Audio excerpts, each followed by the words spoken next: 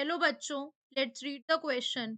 If a cell showing spontaneous reaction is written on a piece of paper, terminology wish to be maintained are. In this question, the key concept is what is a spontaneous reaction?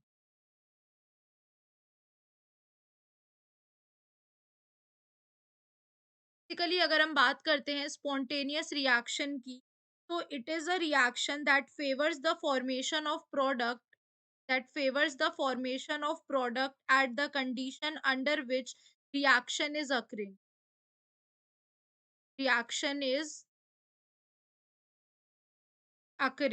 इसे हम क्या कहते हैं? Spontaneous reaction कहते हैं। Now अगर हमको एक सेल ऐसा बनाना है, मतलब अगर हमको सेल शो करना है कि वो स्पॉन्टेनियस रिएक्शन कर रहा है एक पीस ऑफ पेपर पे, तो हमें किन किन चीजों का ध्यान रखना पड़ेगा? सबसे पहले ऑलवेज रिमेम्बर कि जो रिडक्शन होता है वो कहाँ पर हो रहा है? राइट साइड में होता है।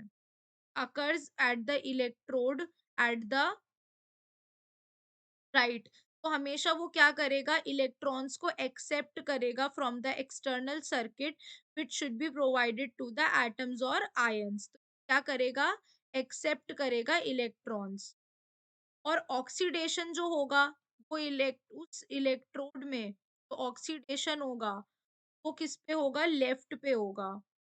यानी कि वो क्या करेगा? It should force electron in the external circuit. वो क्या करेगा? इलेक्ट्रॉन को फोर्स करेगा इनटू द एक्सटर्नल सर्किट।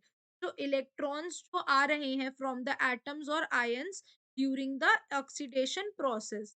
तो अब हम अपने ऑप्शंस देखते हैं। फर्स्ट कह रहा है कि electrode at the right side should be such that it should accept electron. Yes, ये correct है. The electrons at the left should be such that it should force electrons into the circuit. The electrode at right should show oxidation. क्या ये statement correct है? ये statement wrong है कि यहाँ पर क्या हो रहा है? Reduction हो रहा है. The electrode at the left should show oxidation. Yes. यानी हमारा correct statement क्या हो जाएगा? A, B and D.